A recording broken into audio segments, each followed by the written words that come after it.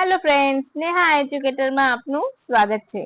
આજે હું તમારા માટે લઈને આવી છું PYQ, જે તમારી આવનારી પરીક્ષામાં ખૂબ જ મહત્વપૂર્ણ થશે।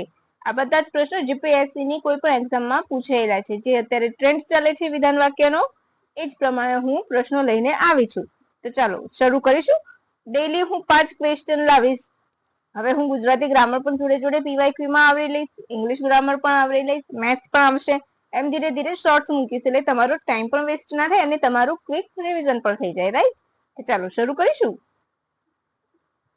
બ્લેક સોઇલ, બ્લેક સોઇલ બાબતે કયું વિધાન સાચું છે, એટલે કે કાળી જમીન માટે કયું વિધાન સાચું છે? ઓપ્શન એ, આવી જમીન વધુ જળ ધારણ કરવાની ક્ષમતા ધરાવે છે તથા તે ભીની થતા નક્કર અને પોચી થાય છે। બીજું, તે સ્વખેડાણ વાળી જમીન પણ કહેવામાં આવે છે।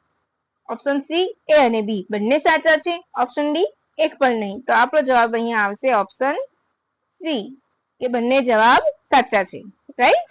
એટલે કે તે વધારે જળ ગ્રહણ પણ કરે છે, ભીની અને પોચી પણ થઈ જાય છે ને સ્વખેડાણ વાળી પણ હોય છે, રાઈટ? પછી આવશે નેક્સ્ટ ક્વેશ્ચન। જીએસટી હેઠળ એસએસસી કોડ એટલે શું? Option A, service accounting code.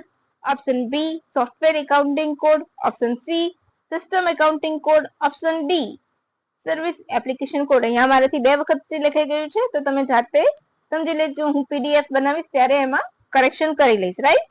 તો આપણો જવાબ આવશે option A, option A service accounting code, right?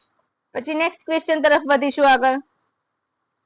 પક્ષીવિદ ધર્મેન્દ્રસિંહજીના ગ્રંથ સૌરાષ્ટ્રના પંખીઓ માટે સુંદર અને જીવંત જણાતા પંખીઓના અસંખ્ય ચિત્રો કોણે તૈયાર કર્યા હતા? ઓબ્વિયસલી કે જે પણ હશે ચિત્રકાર હશે, રાઈટ? અહીંયા ચોકોર લખવાનું હતું, સોરી ફ્રેન્ડ્સ, લખી દઈશ।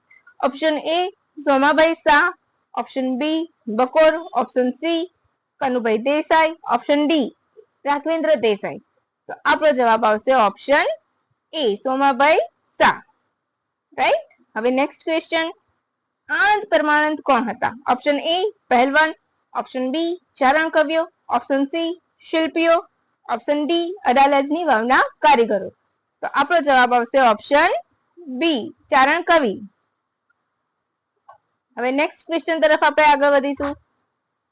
નીચેના પૈકી કયું વિધાન સાચું છે? ઓપ્શન એ, ગૌતમ બુદ્ધને શાક્ય મુનિ પણ કહેવામાં આવે છે। ઓપ્શન બી, ત્રિપિટકમાં ગૌતમ બુદ્ધનો સ્વયંનો પણ ઉલ્લેખ છે, એટલે કે ત્રિપિટક ગ્રંથ બૌદ્ધ ધર્મ ગ્રંથ છે, રાઈટ? તો એમાં ગૌતમ બુદ્ધનો પણ ઉલ્લેખ છે। ઓપ્શન સી, ફક્ત વિધાન એક સાચું છે, અને ઓપ્શન ડી, બંને વિધાન સાચા છે, એટલે કે એ અને બી બંને સાચા છે।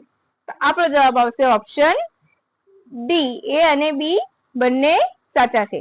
મજા આવી ને ફ્રેન્ડ્સ? મજા આવી હોય તો લાઈક, શેર, સબસ્ક્રાઇબ જરૂરથી કરજો। એન્ડ હા, thank you for watching my video. By friends.